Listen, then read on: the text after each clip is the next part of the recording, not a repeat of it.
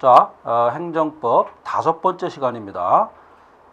지난 시간까지는 우리가 행정법의 제원칙, 원리가 되겠죠. 행정법은 통일된 법전이 없다고 그랬죠. 통일된 법전이 없으니까 뭡니까? 통일된 원칙에 의해서, 원리에 의해서 컨트롤한다 이렇게 말씀드렸죠. 이번 시간에 배울 것은 행정의 유형입니다. 간혹가다 시험에 출제되는데 다음 중에서 행정의 유형, 같은 유형끼리 묶은 것은 이렇게 출제될 수가 있습니다. 이번에 공부하는 파트에서는 말이죠. 시험에 나올 것은 뻔하죠. 공법관계냐 사법관계냐 이것만 물어봅니다. 그 전에 거기에 이제 목적에 도달하기 위해서 여러 가지 이론이 있는데 그 이론에 대해서 한번 살펴보는 시간을 갖도록 하겠습니다. 여러분 교재 56페이지입니다. 행정의 유형. 행정의 유형 그러니까 일단 분류를 해야겠죠. 분류를 하는데 일단 56페이지 보시면은 주체에 따라서 분류하는 경우가 있어요. 국가라든가 지방자치, 그 다음에 위임 이런 거에 의해서 분류하는 방법이 있겠죠. 두 번째는 목적에 따른 분류. 자, 거기다 별표 하나 치시기 바랍니다. 국가 목적이 있어요. 그래서 재무라든가 군사행정, 의무행정, 그 다음에 사법행정 이렇게 되어 있는데 예를 들어서 뭐 재무행정이다 그럼 뭡니까? 경제 관련 행정행위도 할 수 있다는 얘기죠. 자, 우리가 지금 공부하는 행정이라는 개념,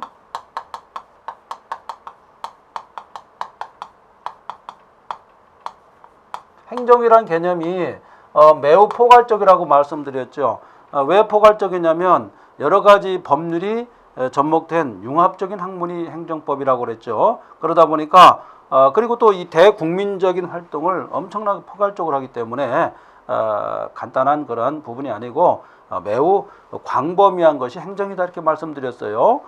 그런데 국가 목적 말고 사회 목적이라는 게 있어요. 여기 보면은 사회 목적에 따라서 분류하는 방법이 있는데 여기다 별표 하나만 치시기 바랍니다. 질서행정이라는 게 있습니다. 질서행정. 이걸 다른 말로 경찰행정이라고 그래요. 사실 우리가 과거에는 질서행정이라는 부분이 차지하는 바가 매우 컸습니다. 그러나 지금은 일반 국민의 질서를, 즉 경찰을 하는 그런 행정보다는 복지행정으로 하고 있죠. 그렇기 때문에 질서행정은 경찰국가에서 나온 그런 행정행위가 되겠습니다. 반면에 급부라든가 유도행정 있죠. 급부라든가 유도행정의 경우에는 뭡니까? 복지국가의 원리에 의해서 와이마르 헌법이라고 그러죠. 와이마르 헌법 이후에 독일의 와이마르 헌법입니다. 그 이후에 계속 발전돼서 우리도 마찬가지입니다.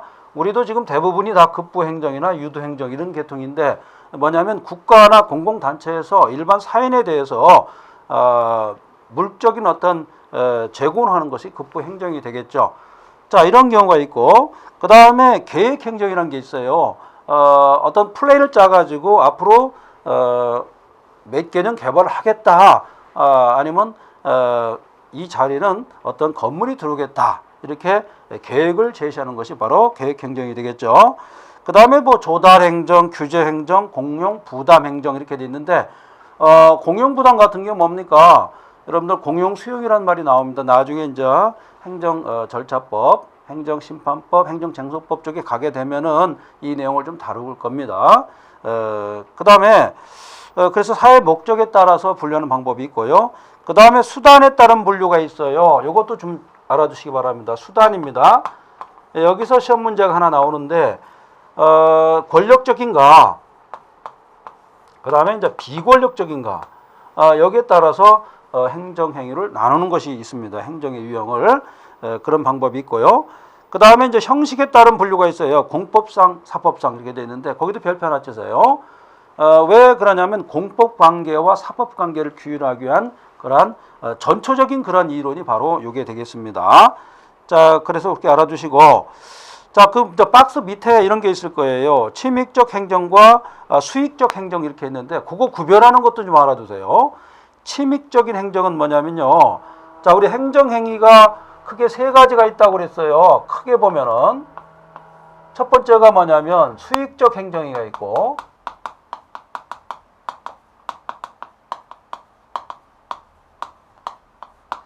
수익적입니다. 수익적은 뭐냐면 상대방에게 어떤 이익을 가져다 주는 그런 행정행위가 되겠죠. 두 번째, 침익적 행정행위가 있습니다. 자, 마지막으로 하나가 있는데요. 여기 계속 시험 출제되고 있죠. 복효적 행정행위가 있어요.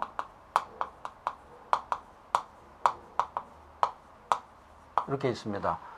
복효적 행정행위는 뭐냐면 일면으로는 수익적인 어떤 행정 효과를 가져다 주지만 반대편에서 볼 때는 침익적인, 즉 제3자적 입장에서는 자신한테 불리한 어떤 행정행위가 오는, 그런 효과가 오는 그런 행정행위를 복효적인 행정행위다, 이렇게 지칭하고 있습니다.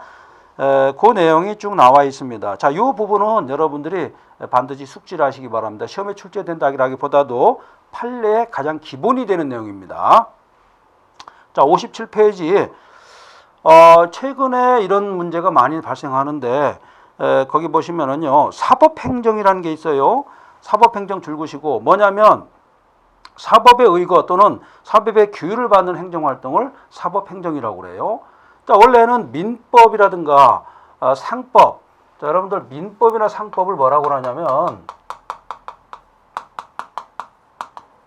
요걸 합해가지고 사법이다 그래요. 사법. 사법은 뭐냐면 계약자의 원칙이 지배하고 있는 개인과 개인의 관계, 즉 개인적 법률 관계를 컨트롤하는 그런 법이 사법이 되겠죠. 우리가 지금 공부하는 것은 공법이지 않습니까? 공법은 국가기관과 또는 공공단체와 그 다음에 상대방인 사인 간의 관계를 규율하는 국내 공법을 행정법이라고 하는 거죠. 물론 국제공법이 또 있어요. 국제공법은 뭡니까? 국제법이죠. 슈고 그루티우스가 전쟁과 평화의 법을 처음으로 제정했고 언급했고, 그 뒤에 UN이라는 그런 유나이티드 네이션이죠. UN이 나오게 됐고, 요즘에는 뭐 EU랄지 이런 어떤 경제 블록도 있지 않습니까? 이렇게 나가다 보니까 지금은 민법이나 상법이 뭡니까? 공법적으로 많이 들어오고 있다, 이렇게 볼 수가 있어요. 자, 사법행정 부분을 보시기 바랍니다. 협의의 국고행정 플러스 행정사법을 말한다. 자, 줄 한번 적으세요. 협의의 국고행정은 뭐냐면 국가가 말이죠. 자, 항상 국가가 공법적인 일만 하느냐? 그렇지 않다는 것입니다.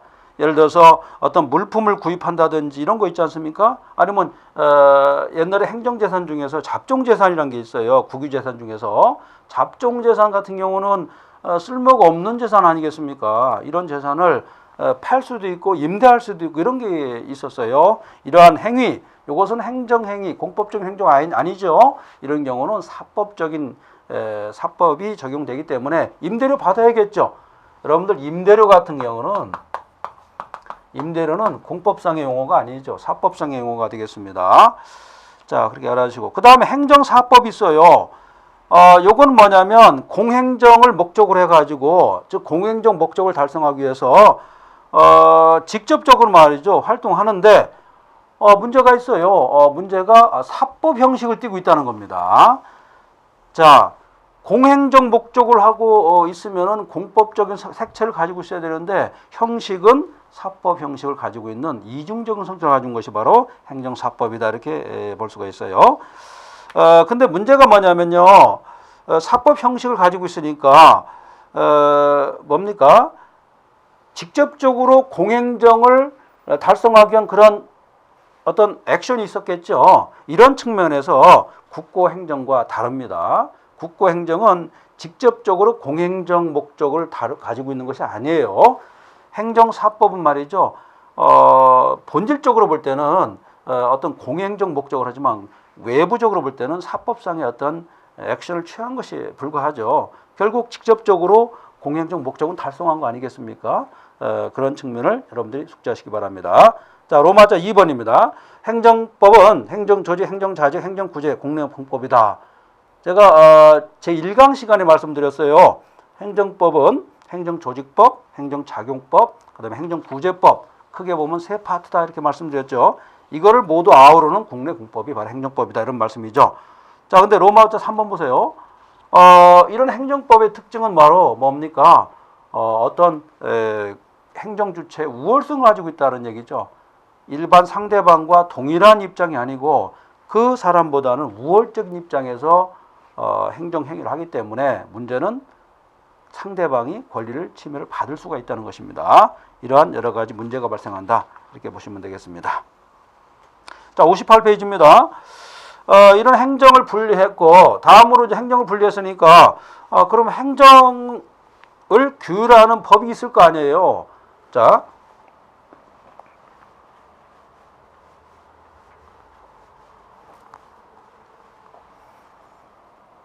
행정이 있습니다.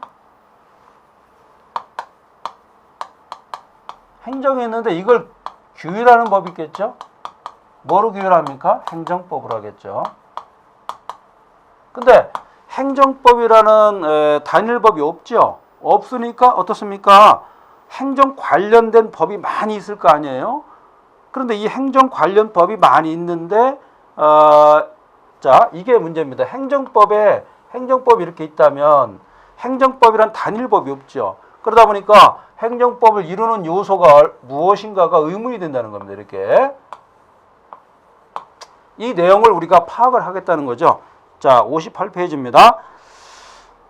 그래서 여기서 이제 법원이 무엇인가를 따져보기 전에 그러면 행정법이 왜 나오게 됐는가에 대해서 연역적인 것을 빨리 우리 한번 체크를 해보기로 하겠습니다.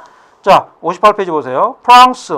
프랑스는 브랑코 판결에서 행정법이라는 용어가 처음에 등장했다는 거죠. 거기 보면은 공영무라는 개념이 나오고요. 그 다음에 행정작용 범위라든가 그 다음에 행정재판소가 신설됐다 이렇게 나와 있는데 간단히 살펴보시기 바랍니다. 그 다음에 독일 같은 경우는 권력적 작용에서 출발했다 이렇게 볼 수가 있어요. 이 내용은 뭐 여러분들이 시험에 안 나오니까 대충 보시고 그 다음에 오토마이어가 있어요. 오토마이어는 행정법에서 가장 중요한 사람이라고 그랬죠. 이 사람은 법률의 법규 창조력이라든가 그 다음에 법률 우위 원칙이라든가 법률 유보 원칙 이런 걸 강조했다고 그랬죠. 지금도 잘 지켜지고 있다라고 볼 수가 있어요. 오토마이어는 뭡니까? 국회에서 정한 법만이 일반 국민의 권리를 제한할 수 있다. 즉 국회에서 만든 법 우위를 강조했다. 즉 법률 우위를 강조하면서 법률의 법규 창조력, 즉 법률이 있어야 법규를 만들 수 있다. 이런 창조력을 강조했던 사람이 바로 오토마이어였던 것이죠. 자, 그 다음에 이제 1-3 영미법, 법의 절대 우위를 강조했다 이렇게 되어 있는데, 자, 이 부분 줄 한번 보세요. 영미법은 말이죠. 다분히 영미법은요 적법 절차 원칙을 강조했어요. 적법 절차 원칙을 가장 강조했다 이렇게 보시면 되겠습니다. 자, 근데 우리의 경우는 어떻습니까? 법규 개념을 확대하고 있다 이런 얘기가 되겠죠. 자, 우리는 이 미국이라든가 영국의 그런 어떤 법리, 그 다음에 독일과 프랑스의 법리를 모두 수용했습니다. 그래서 행정법원의 법원에다가 이런 것도 넣었다는 겁니다. 신뢰, 뭐 예를 들어 신의 성실 원칙 이런 것도 넣고 말이죠. 독일법이라든가 프랑스법에서 강조했던 뭐 국제법도 넣었다는 겁니다. 국제법, 행정법 이루는 요소 중에서. 그 다음에 또 더 나아가서는 민중에서 쓰는 관습법 있죠. 관습법도 행정법의 법원이다 이렇게 본 거예요. 거의 대부분의 법규랄까 어떤 원칙은 다 행정법의 법원이다 이렇게 본 것입니다. 자, 그 다음에 여기 조약도 들어가겠죠. 국가 간의 어떤 약속이랄지 뭐 전쟁에 관한 조약, 부존조약, 그죠? 환경에 관한 조약, 이것도 다 행정법에 들어간다 이렇게 본 겁니다. 근데 이 행정법은 뭐를 제외하냐면 국제법은 제외됩니다. 국제법은 제외된다. 국제법도 사실 행정법이에요. 국제공법에 해당하는데 국가 질서, 국가끼리의 행정에 대한 법을 컨트롤하겠다는 것이 바로 국제법인 거예요. 자, 그렇게 보시면 되고 59페이지 보세요. 행정법의 법원. 국제법, 법규명령 줄 그으세요. 자, 법규명령의 특징이 뭡니까? 법규성을 가지고 있다는 겁니다. 행정규칙 같은 경우는 법규성이 없겠죠. 법규성을 띠고 있다? 이거 뭡니까? 법규성을 띠고 있다는 것은 바로 강제성을 가지고 있다 이런 얘기가 되겠죠. 또는 강제성 내지는 뭡니까? 대외적 효력이 있다 이런 얘기예요. 여러분들 그 혼자 독학하시는 분들 특히 여러 가지 여건이라든가 자기의 어떤 성격이랄까 아니면 빠른 시일 안에 합격을 목표로 한다든가 아니면은 정말 이 잡념을 제거하면서 내가 집중적으로 해봐야겠다 이런 분들이 이 강좌를 많이 듣고 계신데 특히 이런 걸 잘 알아두시기 바랍니다. 이 기본적인 베이스예요. 그래서 법규성이 뭘 의미하는가 이런 거 있죠. 그런 의미를 잘 숙지해야 됩니다. 자, 그 다음에 행정선례법이라는 게 있어요. 이건 국세 기본법에 나와 있는 건데 행정에 대한 어떤 전례가 있죠. 먼저 그 판결이 나왔으면은 그것도 행정법의 법원이 될 수 있다 이런 얘기 되겠고, 그 다음에 자 6번 별표 치세요. 헌법재판소의 우연 결정도 행정법의 법원이 될 수가 있다는 것입니다. 헌법재판소에서 우연 결정 내리면 어떻습니까? 점차적으로 대법원이랄지 법원에서도 그걸 존중하게 돼 있죠. 존중하면서 판례를 변경하겠죠. 그런 얘기가 되겠습니다. 자, 그래서 거기 보면은 이런 얘기도 가끔 나와요. 오토마이어가 한 말이 있어요. 헌법은 변해도 행정법은 변하지 않는다. 이런 얘기가 있고, 즉 뭡니까? 헌법이 없어도 행정법은 있으면 된다 이런 얘기죠. 행정법만 잘 굴러가면은 국가가 유지된다 이렇게 말한 사람이 오토마이어였습니다. 그 다음에 베르너는 뭐라고 했습니까? 행정법은 헌법의 구체화법이다 이런 얘기했죠. 이건 무슨 얘기예요? 행정법은 말이죠. 헌법의 뭡니까? 특별법이다 이런 얘기하고 똑같죠. 그죠? 그러니까 뭡니까? 특별법이 우선 적용돼야겠죠. 특별법 우선의 원칙이라고 합니다. 자, 베르너는 한 발자국 더 나가서 그런 말까지 했다는 겁니다. 알아두시기 바랍니다. 자, 그 정도 보시고, 자, 그 다음에 60페이지는 행정관습법이라는 얘기가 나옵니다. 이 부분은 간단히 읽는 그런 시간을 갖는 게 좋겠습니다. 그래서 행정관습법은 뭐냐면 행정법은 아니지만 오랜 시일에 걸쳐서 법처럼 고착화된 것이죠. 관습이. 그걸 말하겠죠. 여기서 보세요. 반복된 관행이 있어야 되겠고 법적 확신이 있어야 합니다. 여러분 법적 확신이 없으면 법이 될 수가 없죠. 그 다음에 마지막 그래요. 중요한 것은 행정관습법이니까 국가에서 승인한 건 아니겠죠. 승인은 뭡니까? 국회에서 제정한 법률은 아니란 얘기죠. 그럼에도 불구하고 행정법원의 법원이 된다는 것이죠. 자, 여러분들 다른 법도 마찬가지입니다. 민법에 법률 규정이 없으면 관습법에 해야 한다. 뭐 이런 규정도 있고 상법도 마찬가지입니다. 상관습법이라는 게 있어요. 그래서 아직 법으로 규정이 되어 있지 않지만 관습적으로 받아들일 수밖에 없는 그런 부분이 있다는 것을 꼭 숙지하시기 바랍니다. 그러니까 예를 들어서 이런 거예요. 2번 보세요. 여러분 60페이지 2번입니다. 국립지리원이 간행된 지도상의 해상 경계선이라는 게 있어요. 이것은 행정관습법에 해당합니다. 해상 경계선 같은 경우는 육지와 달리 명확하게 그을 수가 없는 거 아니겠습니까? 관습법적으로 관습상으로 여기서부터 여기까지는 예를 들어서 뭐 경상북도다, 여기서부터는 강원도다 이렇게 구분한다는 것이죠.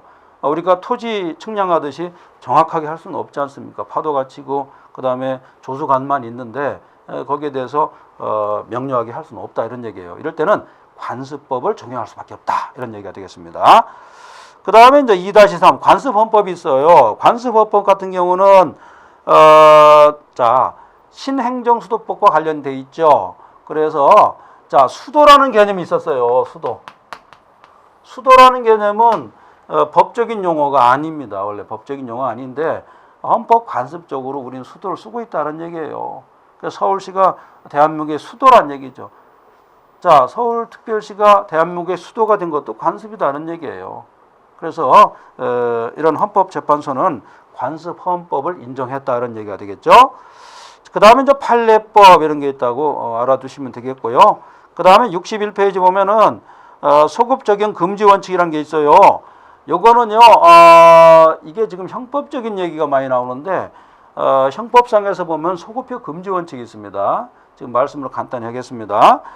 거기 보면은 행위시법이라는 게 있어요. 행위시에 적용된 법률을 행위시가 아닌 차후에 어떤 사고가 발생했을 때 그 사고에 대해서 적용하면 안 된다는 것입니다. 다시 말하면 재판 시에 법률 가지고 행위 시에 있던 사건에 대해서 재판하면 안 되겠다 이런 얘기예요. 이게 바로 행위시법주의고 바로 소급 적용의 원칙인데 이 내용을 행정법 분야에까지 들여온 그런 내용이 되겠습니다. 자 보세요. 61페이지 진정소급표가 있죠. 소급 적용 금지 원칙이죠. 원래는 소급해서 적용하면 안 된다는 것입니다. 소급이란 말은 뭐냐면 이런 시점이 있습니다. 현재 시점이라고 할게요. 현재 시점이 있고 과거의 시점이 있습니다. 과거에 어떤 사고가 있었는데 현재 시점 이 법을 가지고 적용하면 안 된다는 것입니다. 아시겠죠? 가령 2014년도 12월 31일 날 어떤 사건이 발생했는데 그 당시에 적용된 그 법을 가지고 그 당시의 행위를 판단해야지. 지금 2015년도 지금에 와서 지금의 법을 가지고 그 당시의 행위를 판단해서는 안 된다는 원칙이 바로 소급 적용 금지 원칙이다. 이렇게 보시면 됩니다. 근데 문제는 용어가 하나 나와요. 진정 소급 적용과 부진정 소급 적용이 있는데 한마디로 말해서 이겁니다. 진정 소급 적용은 뭐냐면 원래 진정 그러니까 뭐냐면 특정 사안이 시작됐는데 단락 끝난 겁니다. 끝난 상태에서는 적용하면 안 되겠죠. 그런데 부진정 소급 적용은 뭐냐면 과거에서부터 현재까지 어떤 행위가 계속 이어지고 있어요. 행위가 이어지면은 이 법을 적용해도 되는 거 아니겠습니까? 이런 얘기입니다. 5.18 민주화 특별법 같은 경우가 그런 건데 형법상이죠. 무슨 얘기냐면 공소시효가 아직 계속 진행되고 있다는 얘기예요. 그래서 그 법이 적용할 수 있는가 적용될 수 있다는 겁니다. 그것을 부진정 소급이다 이렇게 말씀드릴 수가 있죠. 자, 그 내용이 구체적으로 62페이지에 나와 있습니다. 자, 사례 문제 하나 보겠습니다. 사례. 여러분들 62페이지 중간쯤을 보세요. 부진정 소급 입법이라는 게 있습니다. 잘 보세요. 그 예외가 있어요. 친일 재산은 취득 및 증여 등이 원인이 됐다 이렇게 되어 있는데 자, 친일 재산 일제시대 때 말이죠. 친일파들이 우리나라 사람들을 억압하면서 재산을 모았다는 거죠. 이런 거 있는데 뭡니까? 이런 친일 반민족 행위자들 국가 재산을 현재 와서 빼앗은 거 아니겠습니까? 빼앗았다기보다 좀 귀속시켰다 이렇게 볼 수가 있죠. 이것은 소급입법 금지 원칙에 위반된다는 게 아니라는 겁니다. 왜 그럴까요? 이유가요. 자, 판례는 공익성을 내세우고 있어요. 공익성. 자, 친일파가 말이죠. 재산을 축적한 것은 공익에 반한다는 거예요. 그런데 이렇게 해석할 수도 있습니다. 친일파가 재산을 일반 국민들이죠. 국민들의 재산을 빼앗았죠. 몰수해가지고 자기 가졌는데 이 위법 상태가 말이죠. 지금까지도 계속 유지하고 있다. 이렇게 볼 수가 있어요. 즉 판례에서는 공익성 때문에 큰 문제가 없다. 즉 지금에 와서 과거 30, 40, 50년 전에 벌어졌던 그 재산을 다시 귀속하는 것도 문제가 없다. 이렇게 나갔지만 결국에는 뭡니까? 위법 상태가 그 당시의 위법 상태가 지금까지 연결됐다. 이렇게 해석하면 되겠습니다. 즉 결국 공익성을 앞세워 가지고 친일 행동했던 그 사람들의 재산을 귀속시키는 건 문제가 없다 이런 얘기가 되겠습니다. 알아두시기 바랍니다.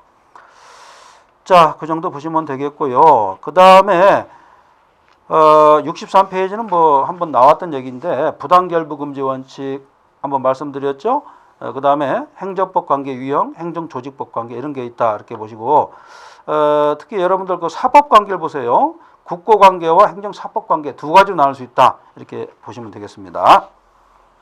자, 드디어 공법관계냐 사법관계냐가 중요하다고 그랬죠.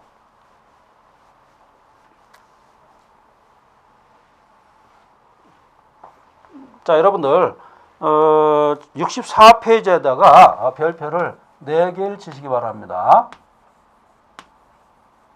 반드시 출제됩니다. 출제하고 싶죠. 그리고 이 부분이 출제하기 쉽습니다. 그렇기 때문에 우리 수험생 여러분들은 이 부분에 대해서만큼은 정말 나의 것으로 반드시 만들어야겠다 이런 각오로 100번 정도 봐야 됩니다. 여러분들 공부할 때 한 번 본 것과 두 번 본 거 다르죠? 100번을 한번 읽어보세요. 자기 자신의 것으로 자연스럽게 됩니다. 공부는 자연스럽게 해야 됩니다. 그래서 제가 항상 여담입니다만 항상 333 이런 말을 많이 쓰는데 앞에 3은 뭡니까? 아침 식사하기 전에 3시간을 내 시간으로 만들어라 이런 얘기예요. 그래야 성공할 수 있다 이런 얘기고 그 다음에 두 번째 3은 뭡니까? 두 번째 3은 요거는 우리 수험생들이 꼭 알고 있어야 돼요. 하루에 햇빛을 3시간 이상 쏘여라. 그래야 병이 안 난다는 얘기예요. 무슨 얘기냐면 너무 이렇게 갇힌 공간에서 공부하다 보면은 사람이 우울해질 수가 있고 그 다음에 공부에 능률이 안 오릅니다. 그래서 3시간 이상 햇빛을 쐬야 된다 이런 얘기예요. 바깥에 바람을 쐬야 된다. 그 다음에 이제 3은 뭐냐면 사람 말이죠. 한 장소에서 오래 있으면 안 됩니다. 그래서 하루에 장소를 3번 이상 옮기란 얘기예요. 3번. 이 외에도 뭐 여러 가지가 있습니다. 또 하나 또 3 있는데 사람은 기회가 3번 온다는 겁니다. 모든 기회가 3번 온다는 거예요. 그래서 기회를 잡으려면은 항상 준비해야 된다 이런 뜻입니다. 자, 공법과 사법 이렇게 나와 있는데 여러분들이 공무원이 되는 기회를 잡을 수 있는 그 단초가 되는 것이 바로 이 부분이다라고 볼 수가 있어요. 자, 64페이지부터 쭉 나와 있죠. 자, 꽤나 많습니다. 그래서 이 부분은 반드시 암기를 해야 됩니다. 자, 64페이지 보겠습니다. 공법관계. 자, 공법관계는 공법이기 때문에 뭡니까? 사법이 적용되지 않겠죠. 저 행정법 관계이기 때문에 행정에 관한 그런 원칙이 적용된다. 이렇게 볼 수가 있어요. 그 다음에 사법 관계 뭡니까? 이거는 행정이 아니죠. 제가 처음에 공부할 때 행정 뭐라고 말씀드렸어요? 행정은 국가나 공공단체죠. 국가나 공공단체의 권력적 그 다음에 단독행위다 이렇게 말씀드렸죠. 이게 계속 문제가 발생한다고 그랬죠. 권력적 단독행위니까 상대방은 아무래도 권리를 침해받을 가능성이 많죠. 그 다음에 단독행위니까 상대방의 의사를 물어보지는 않겠죠. 정확하게 물어보지 않고 여러 가지 원칙을 적용해서 일방적으로 하는 것이 행정행위가 되겠죠. 여기서 일방적이라는 것은 상대방의 무슨 전혀 문제 없이 상대방을 전혀 고려하지 않고 행위한다 이런 뜻이 아니고 어떤 행위 측면에서 일방적이라는 얘기가 되겠죠. 자, 암기를 해야겠죠. 64페이지 보세요. 공법관계, 귀속재산 매각 및 임대 이런 경우는 공법관계다 이렇게 볼 수가 있고요. 3번 보세요. 그 별표 치세요. 행정재산의 사용 수익에 대한 허가. 자, 행정재산이라는 게 있다고 그랬죠. 여기에 대한 사용이랄까 수익에 대한 허가 같은 경우는 가령 예를 들어서 국립의료원 부설 주차장 이런 거 있죠. 이런 거는 공법관계로 봤다는 것입니다. 판례가 그렇게 봤다는 것이죠. 자, 오른쪽 보세요. 그러나 물품을 매매한다든지 그 다음에 어떤 판매하는 계약을 했다. 즉 행정청이 말이죠. 행정청이 물건을 판매한다든지 매매한다라 이런 건 뭡니까? 판매라든가 매매는 여러분들 계약이지 않습니까? 계약이고 이것은 민법상 채권법상 전형계약에 해당합니다. 그래서 유상계약에 해당해요. 이것은 사법이 적용된다 이렇게 보시면 되겠습니다. 자, 2번 동그라미 치세요.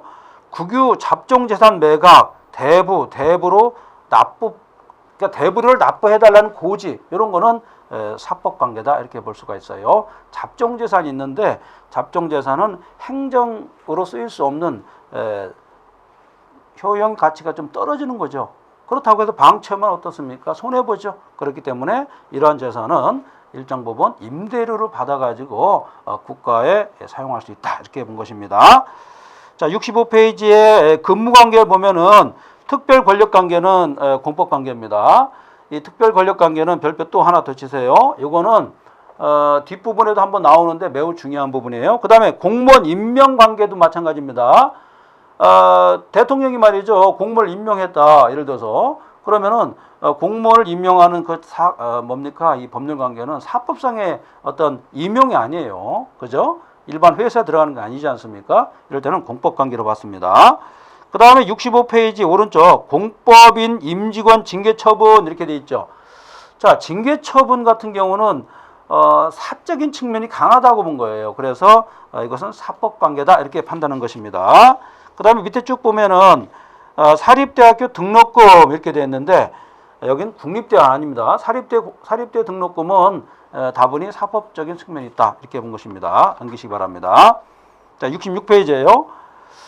그 다음에 계약 관계를 보시면은 공법상 계약이라는 게 있어요. 공법상 계약은 공법적인 측면이 강하다 해서 공법 관계로 본 것이고, 그 다음에 이런 것도 가끔 뭐 과거에는 많이 출제됐습니다만 창덕궁 비원 안내원 근무 관계, 창덕궁 안내원 비원 근무 관계는 이런 것은 말이죠 어떤 용역적인 측면이에요. 물론 창덕궁이 비원이 국가의 재산이지 않습니까? 그런데 이런 데서 이제 예를 들어서 뭐 경비 이런 거죠. 근무하는 사람들은 이 관계는 바로 사법이 적용된다 이렇게 볼 수가 있고요. 그 다음에 기타 사항이 있는데 왼쪽에 보세요. 공법관계. 공공단체와 사인 간의 공용 부담 계약이라는 게 있어요.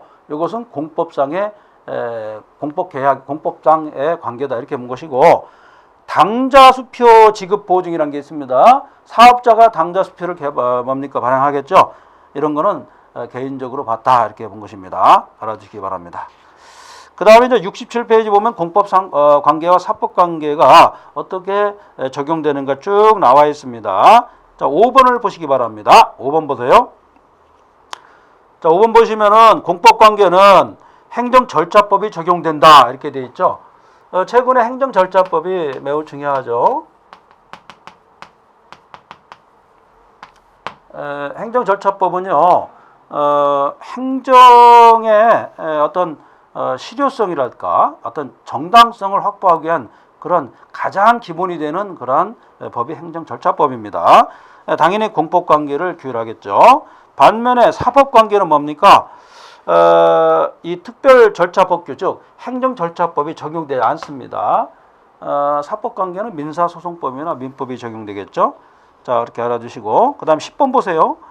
공법관계에서는 행정벌이 적용된다. 그 다음에 사법관계에서는 행정 부정된다. 이렇게 됐는데, 이건 나중에 제가 한번 또 설명을 드리는데, 형벌이란 게 있습니다. 그 다음에 행정형벌이 있습니다. 가장 큰 차이점은 뭡니까? 형벌 같은 경우는 교도소에 간다든지, 그죠? 뭐 징역이랄지 이런 거가 되겠고, 행정형벌은 그렇지 않습니다. 거기까지 가지 않고 다른 대체적인 어떠한 의무를 부과하는 그런 형벌이 행정형벌이 되겠죠. 그런데 행정형벌의 90% 정도는 형법에 적용을 하고 있다 이렇게 보시면 되겠습니다. 알아두시기 바랍니다. 자, 그 다음에 68페이지를 보세요. 사정 판결 나와 있는데 거기 별표 3개 치세요. 이 사정 판결은 말이죠. 그 의미가 중요합니다. 이 일반 법에서는 이런 말이 자리에 없었는데 행정법에서는 갑자기 사정 판결 이런 말이 나와요. 그래서 처음 공부하신 분들은 의아합니다. 자, 보겠습니다. 자, 68페이지 보시기 바랍니다. 사정 판결 일환 이렇게 되어 있죠. 제가 줄 보시기 바랍니다. 원고의 청구가 이유 있다 이렇게 되어 있습니다. 원고는 뭡니까? 억울하다고 생각하는 사람이 소송을 걸었겠죠. 쟁송을 걸었겠죠. 인정된 경우에도 처분 등을 취소하는 것이 현재의 말이죠. 공공복리에 반할 때는 뭡니까? 원고의 청구를 기각한다 이렇게 되어 있어요. 좀 뭡니까? 청구가 이유가 있었지만, 그죠? 공공복리를 위해서 또는 대승적 차원이라고 볼 수가 있죠. 이럴 때는 취소하지 않습니다. 행정 처분을 취소하지 않고 그대로 두는 것이죠. 이거를 사정 판결이다 이렇게 얘기합니다. 알아두시기 바랍니다. 자, 그 다음에 이제 공법과 사법의 구별, 학설 대립이 있는데 이 부분도 다분히 뭡니까? 주의적인 그런 내용이에요. 그래서 이런 게 있다라고 알고 계셔야 됩니다. 왜냐하면 가끔가다 이런 문제가 나올 수가 있어요. 다음 중 공법과 사법 구별 학설이 있다 쭉 나오면은 당황할 수가 있죠. 자, 여기에 대처해서 제가 간단히 썼습니다. 주체설, 저 국가와 공공단체는 이런 주체가 하면은 공법관계고 아니면 아니다 이런 얘기가 되겠죠. 그다음에 이익설, 공익목적이면 공법관계, 사익목적이면 사법관계 이런 얘기입니다. 쭉 나와 있어요. 성질설이랄지 이렇게 있는데 결과적으로 69페이지의 소결 거기 줄보세요. 복수 기준설이 지금 통설이다. 이 지금 나와 있는 학설 모두 다 합한 복수 기준설이 통설이다. 이렇게 보시면 되겠습니다. 그리고 이제 공법관계와 사법관계 구체적 구별 기준은 뭐냐? 관련 법규가 1차적인 기준이다. 이렇게 보시면 되겠습니다. 알아두시면 되겠죠? 자, 그 내용이 쭉 나와 있을 겁니다. 자, 그리고 보시고 70페이지도 뭐 그런 거 나와 있어요. 로마자 6-1 보면은 공법관계는 권력관계와 관리관계, 그 다음에 사법관계는 국가관계와 행정사법관계다. 큰 글자만 암기해 주시기 바랍니다. 자, 그러면 이제 71페이지에 공법관계가 딱 나와 있는데, 자, 공법관계에서 가장 핵심 포인트가 뭡니까? 여기서 권력적인 거죠. 그러니까 바로 권력관계가 가장 큰 포인트가 되겠다. 이런 얘기가 되겠죠. 자, 그러면 의미를 한번 봐야겠죠. 71페이지 가장 위에 A, 스몰 a입니다. 권력관계란 이런 게 있죠. 행정주체가 공권력 주체의 지위에서, 즉 공권력 지위에서 일반인보다 우월적인 지위 아니겠습니까? 명령한다든지. 우월적이니까 어때요? 우월적인 입장에서 할 수 있는 것은 바로 명령이라 할지, 그죠? 그죠? 또는 뭡니까?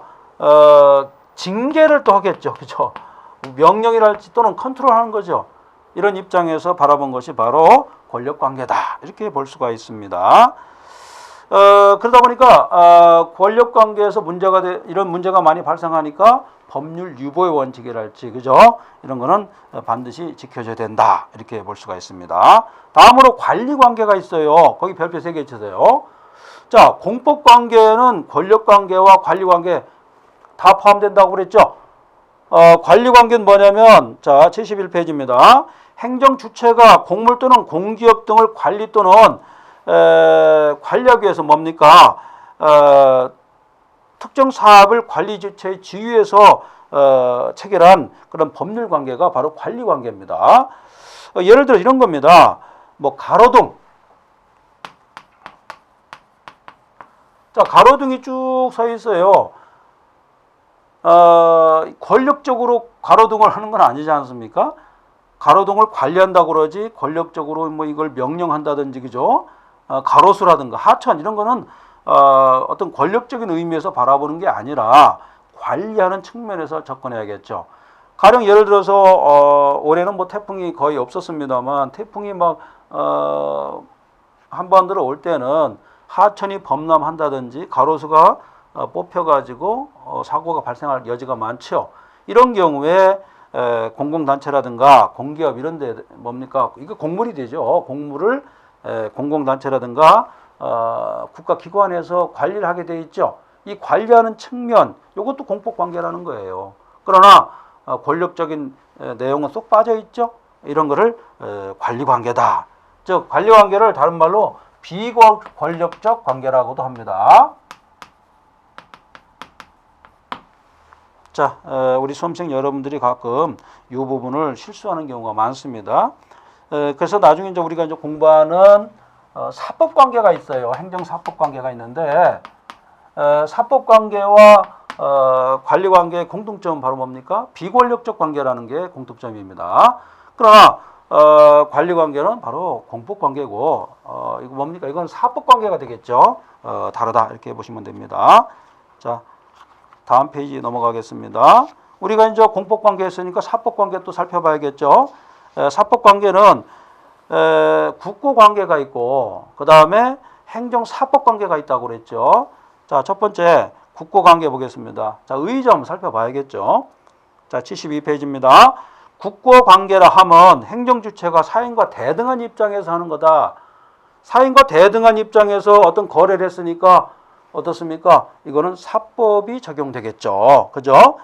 그래서 행정상 사법관계가 적용되는 경우를 국고관계라고 하는데 순수한 사법관계가 적용되는 부분을 떡 떼가지고 이것을 뭐라고 하냐면 국고관계다 이렇게 얘기합니다. 예를 들어서 이런 거예요. 국가나 지방자치단체가 사인이 운영하는 회사와 어떤 물품을 계약하는 그런 관계, 이걸 국고관계로 볼 수가 있어요. 그 다음에 국채라든가 지방채를 발행하는 경우 있죠. 그래서 지방정부가 돈이 없어가지고 지방채를 발행합니다. 그럼 누가 삽니까? 일반 국민이 사겠죠. 국민이 사는 자체는 바로 뭡니까? 사법관계 아니겠습니까? 그렇게 보시면 되겠습니다. 자, 그 다음에 73페이지 보세요. 73페이지에 제일 위에 행정재산이라는 게 나오는데 그 줄 한번 보세요. 행정재산이란 보통재산에 비교되는 개념이다. 이렇게 돼 있는데 이 행정재산은요. 국유재산이라는 게 있어요. 국유재산 중에서 보존재산이라는 게 있습니다. 보존을 해야 되는 재산이 있고 그 다음에 효용가치가 거의 없는 잡종재산이 있습니다. 뭐냐면 국유재산 중에서 이 두 가지를 빼요.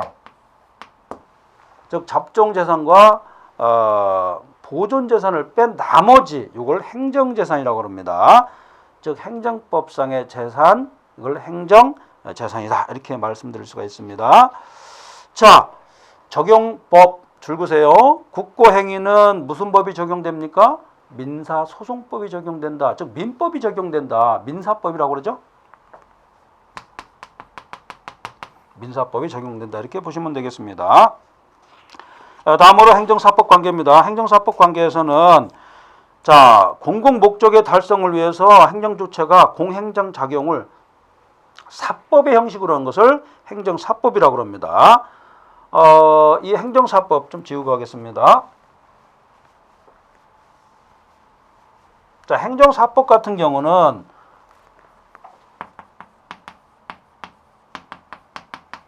자, 이 부분은 뭡니까? 공익 목적이죠. 이 부분은 어떻습니까? 사인이 하는 거죠, 사인. 이런 얘기입니다. 그래서 이 행정사법에서 이 주창자는 이런 사람이 있었어요. 볼프라는 사람이 있었는데 볼프가 처음으로 창립한 것이 바로 행정사법이다. 무슨 얘기냐? 행정 어떤 국가라든가 지방자치단체도 사법적인 행위를 할 때가 많지 않느냐. 그것도 인정해야겠다. 이런 얘기인데 이런 경우는 사법을 적용하자. 이런 얘기가 되겠죠. 그 다음에 게오르크 예리네크는 또 이런 말도 했어요. 참 재밌는 사람인데 행정사법을 뭐라고 했냐면 그 줄 보세요. 군인 신분은 민간인 복종을 해도 변하지 않는다. 이런 얘기예요. 군인이 말이죠. 민간복을 딱 입고 식당에 앉아 있으면은 군인 냄새가 난다는 것입니다. 여러분 중에서도 지금 전역을 앞둔 또 우리 장차 공무원으로 가고 싶어하는 그런 분들이 있는데 제대 한 2, 3개월 남겨놓고 지금 공부하시는 분들 꽤 있을 거예요. 이런 분들이 말이죠. 군을 제대하고서 뭡니까? 이런 식당이라든가 아니면 도서관에서 공부하고 있으면 군인 자세가 나온다는 거예요. 아무리 사복을 입고 있어도. 즉 사복을 입었다는 건 뭡니까? 군인이라는 것은 공적인 어떤 업무를 수행하는 사람이 되겠고 옷은 사복이니까 사법적인 거라는 거예요. 그래서 게오르크 예리네크가 뭐라고 했냐면 군인 신분은 민간인 복장을 해도 변하지 않는다. 이런 말을 했다는 것이죠. 자, 결론적으로 말씀드려서 뭡니까? 행정사법은 어떤 법이 적용되겠습니까? 사법이 적용된다 이런 얘기죠. 사법이. 공법이 적용되지 않고 사법이 적용된다. 이렇게 볼 수가 있는 것이죠. 알아두시기 바랍니다. 자, 그것을 이 74페이지에 적용을 해놨어요. 알아두시기 바라고. 그 다음으로 우리가 또 배우는 것이 이제 행정조직법 관계인데, 자, 행정조직법은요, 우리 시험 범위에서 제외됐다고 그랬죠. 이것은 행정법 강론에 나와 있습니다. 단순 암기 사항이에요. 그리고 단순 암기 사항이다 보니까 공부할 어떤 부담이 없습니다. 거의 없고, 그래서 이 내용은 행정법 총론에서는 거의 다루지 않는 내용입니다. 한번 살펴보시기 바랍니다. 거기 보면은 행정 조직 내부 관계, 뭐 공무원 관계 이런 게 있죠. 한번 살펴보시기 바랍니다. 그 다음에 75페이지 보면은 큰 글자 제가 중요한 거 하나 말씀드리는데 공법 관계와 사법 관계가 과거처럼 양분, 일도 양단적으로 나눈 것이 아니라 지금은 융화 현상을 보이고 있다는 것을 알아두시기 바랍니다. 시험에는 안 나옵니다. 자, 다음 페이지입니다. 76페이지 보세요. 76페이지 보면은 사법 규정의 행정법 관계 적용 이렇게 되어 있는데 공법 관계와 사법 관계 도표로 나와 있죠. 자, 한번 보겠습니다. 사적 자치 원칙 사법 관계에서는 적용되죠. 그러나 공법 관계에서는 적용되지 않습니다. 자, 여기서 주소의 수입니다. 주소의 수. 가끔 수험생들이 이걸 좀 착각을 해요. 민법상의 주소의 수는 어떻습니까? 여러 개를 둘 수가 있죠. 그러나 공법상의 주소에서는 오로지 한 개입니다. 이런 차이점이 있고, 그 다음에 5번 보세요. 착오. 착오는 사법관계에서 착오를 했을 때는 취소하면 되겠죠. 이 취소라는 개념도 여러분 좀 알고 계셔야 하는데, 취소는 뭐냐면 장례적으로 말이죠. 장례적으로 무효화시키는 것이 아니라 소급적으로 무효화시키는 것을 취소라고 합니다. 장례적으로 무효화시키는 것은 바로 철회가 되겠죠. 어떤 법률 행위가 있을 때 일단 유효하게 성립하고 그 다음에 어떤 시점에서 취소 사유가 발생했을 때 소급적으로 무효화시키는 것이 바로 취소다. 이렇게 보시면 되겠습니다. 그래서 이 부분 착오에 해당하는가 취소에 해당하는가를 살펴보시고, 그 다음에 소멸시효가 있어요. 소멸시효는 사법관계는 일반적으로 금전 청구권 같은 경우는 10년이고 그 다음에 공법관계는 5년이다 이렇게 볼 수가 있습니다. 자, 다음으로 행정법 관계의 특징을 한번 살펴보고, 이 부분은 뭐냐면 우리가 지금 공법관계, 사법관계 이렇게 공부했잖아요. 특히 이제 공법적인 측면에서 행정법 관계를 바라본 것입니다. 자, 76페이지가 되겠죠. 자, 로마자 IX3입니다. IX3. 거기 보세요. 자, 1번 법률 적합성을 요구하고 있다. 아무래도 행정법 관계는 법률 적합성이 중요하겠죠. 적합하지 않은 법률을 적용하면 안 되겠죠. 두 번째, 공정력이 나옵니다. 이 부분을 알아두세요. 공정력은 뭐냐면 갑이라는 행정청에서 어떤 처분을 했습니다. 처분을 했는데 이 행정처분이 명백하게 위법이라든가 부당하지 않은 이상은 행정청이 이 처분을 취소할 때까지는 유효하다. 이런 것이 바로 공정력이 되겠죠. 공정력은 바로 뭡니까? 누구를 대변하는 것이냐면 행정청의 어떤 처분을 담보시켜주는 그런 역할을 합니다. 그 다음에 확정력이 있겠죠. 그 다음에 마지막으로 77페이지가 되겠죠. 권리구조에서 손해 전보가 있어요.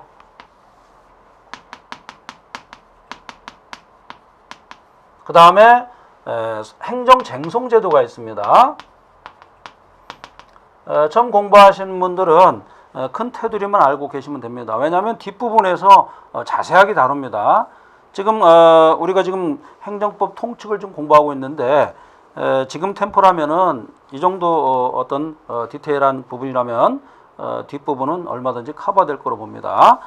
자, 손해 전보는 말이죠. 금전적으로 문제가 되는 부분을 메꿔주겠다는 얘기입니다. 이걸 손해 전보다 이렇게 얘기합니다. 우리가 어떤 사고가 발생했을 때 손해배상해주면 되는 거 아니야? 이런 식으로 말할 때가 많죠.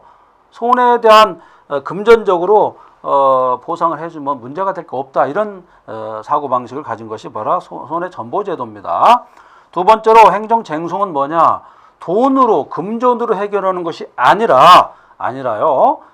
잘못된 처분에 대해서 올바르게 다시 바꿔달라. 즉 시정조치의 의미가 크다는 겁니다. 시정조치. 올바로 좀 만들어 주십시오. 이런 제도가 바로 행정쟁송제도가 되겠습니다.